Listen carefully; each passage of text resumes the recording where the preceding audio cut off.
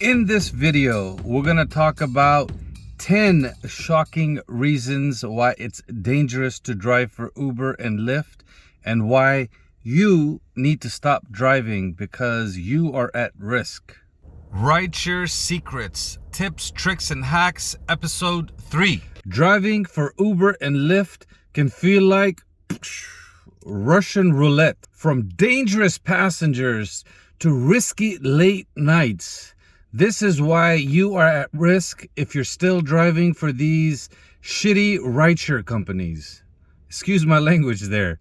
Let's get started. Number 1, distracted driving due to Trip Radar. Trip Radar is designed to give you more offers, but do you really think we need those offers while we're driving and we're on the road and we have to pay attention to all the obstacles? I don't think so.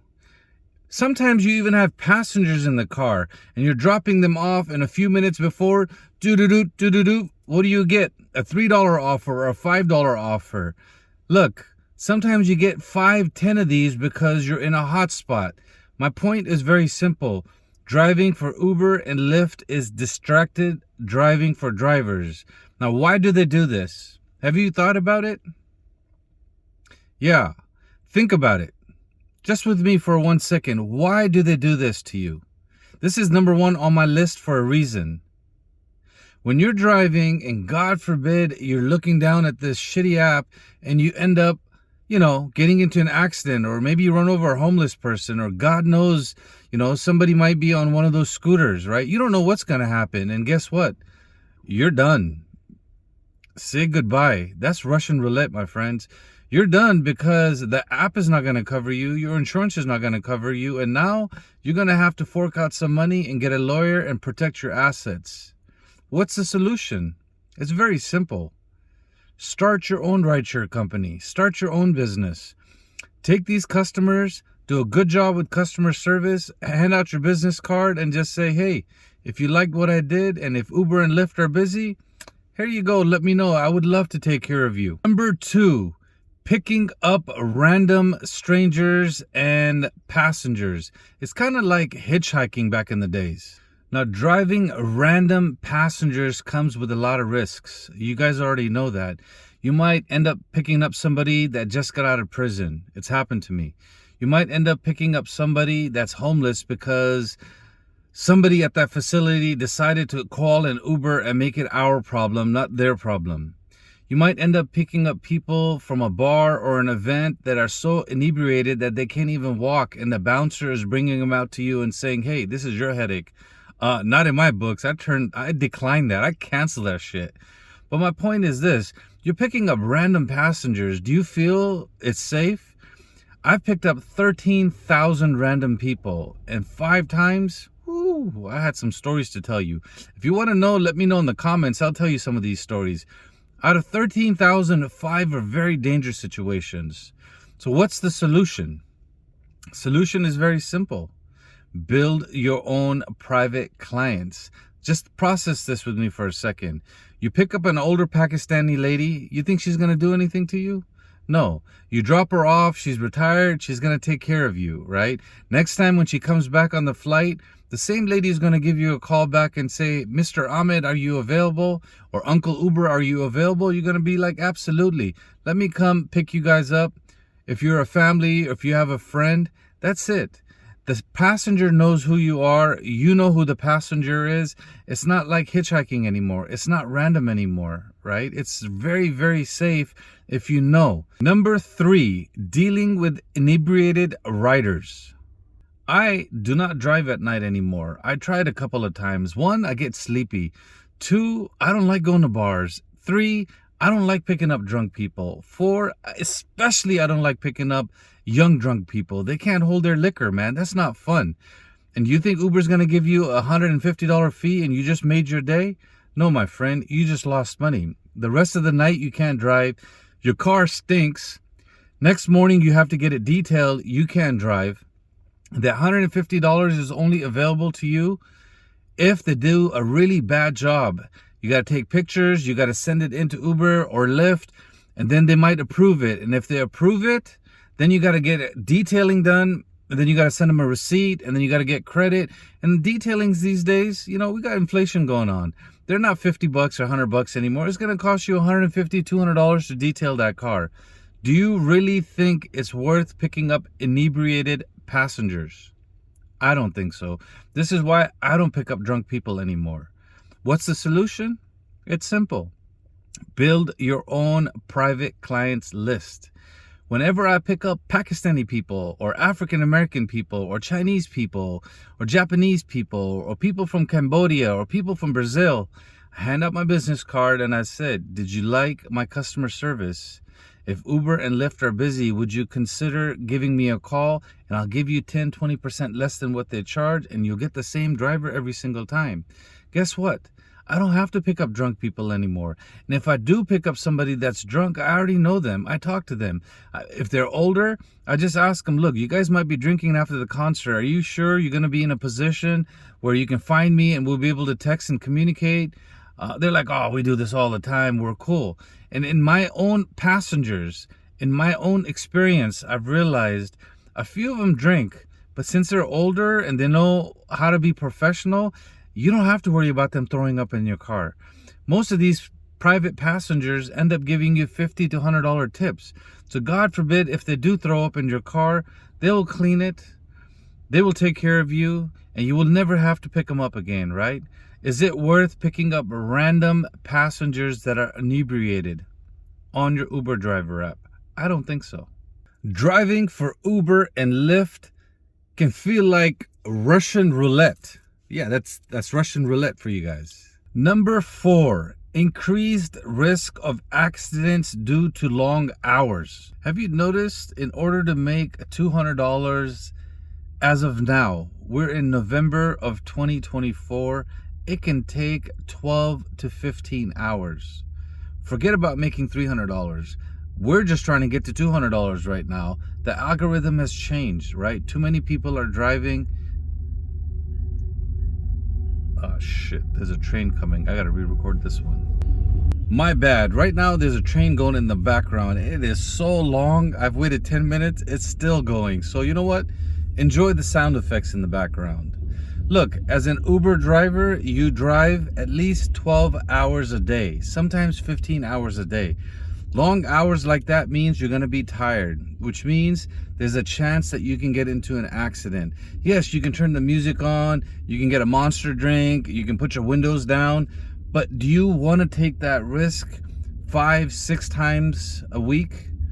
How long till it catches up to you, and how long till your body gives up on you?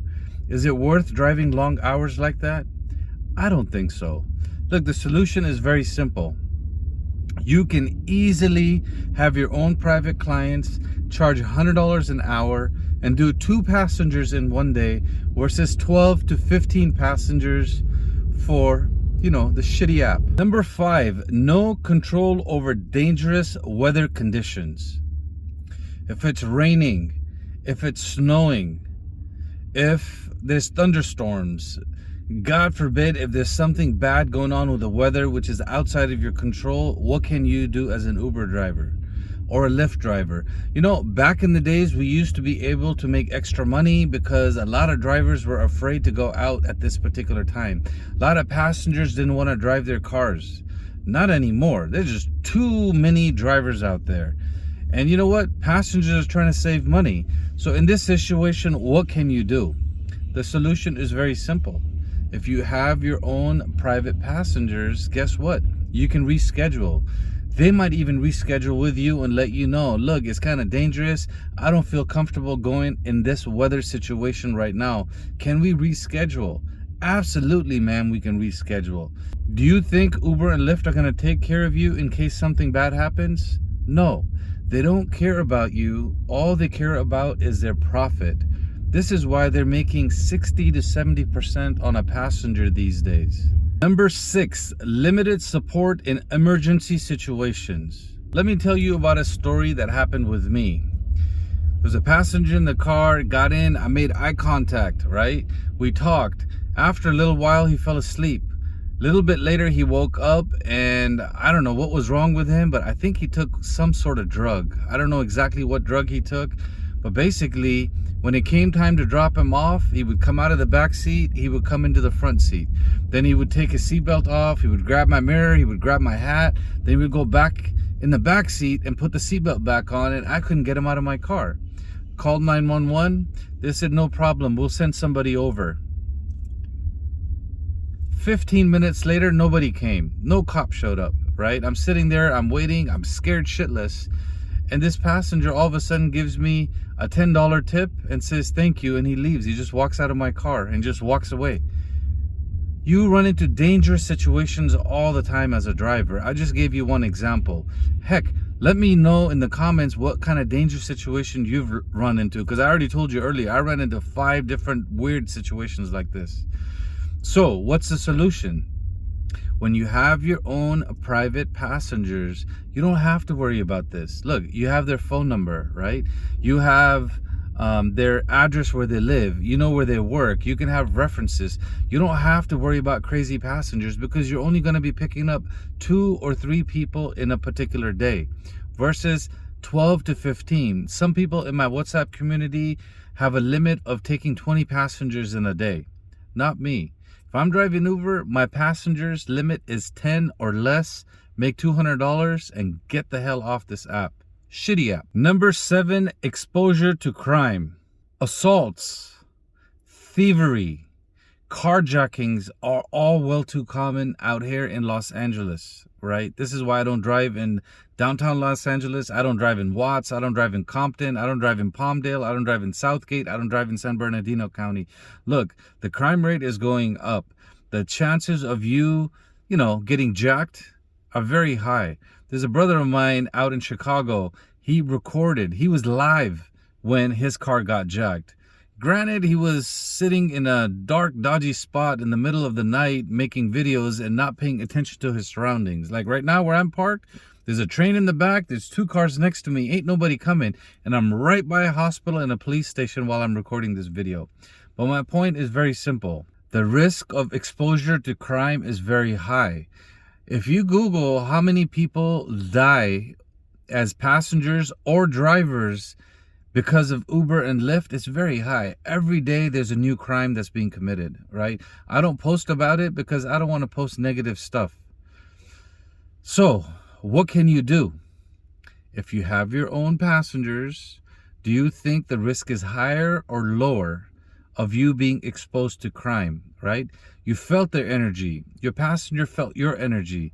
You communicated. They know you, you know them, right? The chances of crime happening are a lot less if you know your clients, if you know the passengers and the riders that will be in your car. Number 8, health risks from constant exposure. Let me tell you a little bit about how I got COVID-19. Look, I was safe. I used to put the mask on. I used to spray. I used to desanitize everything when that virus was going around. And guess what happened?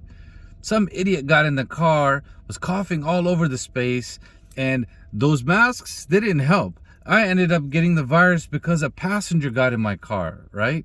So the chances of you getting sick or getting a flu or cold or God knows what are a lot higher with people in your car, right? Random people in your car. If you know, well, the solution's simple. I'm getting a little bit ahead of the game. If you know the passenger that is going to be in your car because they're your own private clients, if they're sick, they're going to be courteous and they're going to let you know, yo, I'm not feeling good. We're not going. Ride canceled. You're safe. They're safe. If you're sick, you can let your passenger know, look, I'm not feeling well. Is it okay if we reschedule in a couple of days? If you're sick, you can reschedule and you can let the passenger know, look, I'm sick, I'm not feeling well. I can pass you along to another driver in my team. Make sure you have a team and you're part of a community, okay? And if they say yes, go ahead. If they say no, we want the Pakistani guy with the big beard, then say, well, give me a couple of days. When I feel a little bit better, I'll go ahead and take you where you need to go. Hopefully they don't have to go to an airport or a concert, right? But my point is simple. The chances of you getting sick are a lot higher when you're picking up random people, 15 to 20 random people a day. Number 9, excessive vehicle wear and tear. Yeah, I said vehicle because I'm Pakistani. The V's are a little bit hard for us. Let me tell you a funny story. I have a friend of mine. He's really Pakistani, okay? He was going to Vegas, and he couldn't say Las Vegas. He would say Las Vegas. He had a very hard time saying V's. He would say Las Vegas. Anyways, let's get back to subject over here. Your car, when you're picking up 15 to 20 passengers, have you noticed some drivers have that sign, that sticker is, please don't slam the door. There's a reason for that. You pick up 15 to 20 people a day, someone's going to slam that door. Someone's going to leave trash. Look right here. Someone's going to leave trash. This is trash that somebody left. Someone's going to leave a gum wrapper. Someone's going to leave, you know, receipts. People leave shit in your car all the time, right? And your car is at a high risk, right? The more you drive, the more random locations you go over, the more mileage you put on your car, the more maintenance you have to do. You have to change your shocks, you know, the higher chance of your windshield breaking, right? More oil changes are going to need to be done. Solution? I think you get my solutions by now, right? Every solution is pretty simple. Solution is what? Having your own passenger means you do 1 or 2 rides a day. That's around $100 an hour. My goal is to make $200 a day. That means I can easily pick up 2 passengers. Yes, my goal used to be $300 a day, and you guys have been commenting, what happened to making $300 a day? Good luck. I don't want to be driving 16 to 18 hours a day right now. 16 to 18 hours a day right now. That's just ridiculous. I drive my normal 10 to 12 hours. I try to get to $200 and turn this shitty app off. Number 10, low pay leading to fatigue. This one's important. Look, right now I'm in San Bernardino. I've made $70 in 3 passengers, but I've been out of the house since 6 in the morning, and right now it's 2:10. From 1 o'clock to 3 o'clock, I turned this shitty app off so I can focus on my YouTube channel, because I don't want to be going after 5 or 10, you know, $5 rides, $10 rides, $3 rides, $6 rides, $7 rides. It's not worth it. I know around 3 or 4 o'clock it's going to pick up. I'll turn the app back on and get my $20 to $30 ride so I can make $200 in less than 10 trips. But my point is this. I get tired. I get drained. If you're picking up 10 to 15 passengers a day, their energy is affecting you. The sounds that this shitty app makes, right? These sounds, right? All the time. Do-do-do, do-do-do, do-do-do. $3 here. You're driving. I already said number 1 was distracted driving, right? All of this takes a toll on you. After 6 to 8 hours, you get tired, you get angry, you get frustrated, right? It's not worth it anymore. So how do you solve the fatigue? You already know. The solution is to have your own private clients. But don't leave right now. Look, we're on number 10. Let me show you a little clip of what I've been working on, because the point of this video is start your own rideshare business. Right now I finished module 3, which is teaching you how to make your own website. And let me show you, I made a template that you can just copy and paste, replace the pictures, and next thing you know, your own website is ready. Okay, my friend, check it out. This is the website. Right here is the cover. If I go into Notion where I'm building, right here is the cover for you. Replace with your photos, right? Let's go back to the website. It says, I'm your personal driver, and then an introduction message. You go to my template. It's going to say replace with your business name, replace with your own intro paragraph, right?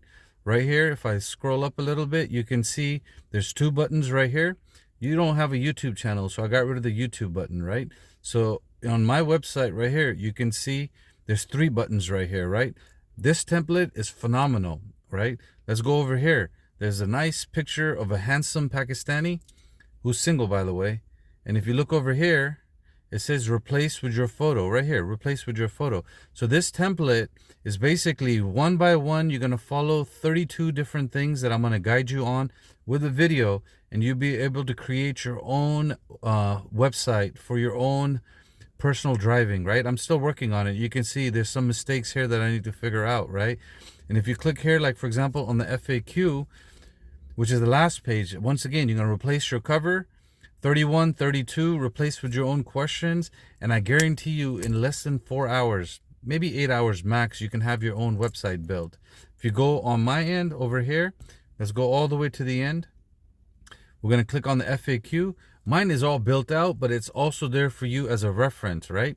My questions and my answers are all right here. Now, let's look at what I'll be covering in Module 3. In Module 3, I'm talking about marketing and building your own website, right? The first lesson is right here. Why should you have a website? And I give you sample links that you can look at. Then I talk about the home page, right? I talk about the About Me page. I talk about the book your driver page. I talk about pictures of your car. I talk about everything that you need to know in order to build your own website, right? And then I give you examples. Then I make videos and I show you how to do all of this stuff right here. Anyways, don't want to bore you, but if you sign up for the course, you can save a little bit of money right now because I'm still working on it. In conclusion, please stop playing Russian roulette with your life. And do not allow these greedy corporations to undervalue you. Know your worth. Start your own rideshare business. Or if you don't want to do rideshare anymore, make sure you have an exit plan. I'm saying this over and over. And if you notice, the tone of my videos has completely changed. I don't teach you how to cherry pick anymore. Now it's all about get out of the Uber industry, get out of the rideshare industry, get out of the Lyft industry. It is not safe. I just gave you 10 reasons why I think it's dangerous, right? I'm sure in the comments, those that comment will let me know how much more dangerous it is, right? Because there's a lot more than 10 things that make this ride or this industry dangerous. Go ahead and let me know. Like the video, comment, share. I would definitely appreciate it. The first link in the description is to my course. Check it out. I'm on Module 3. The price goes up very soon. It's going to be from $99. It's going to go up to $149. There's still 3 coupons available where you can save $50. Just saying,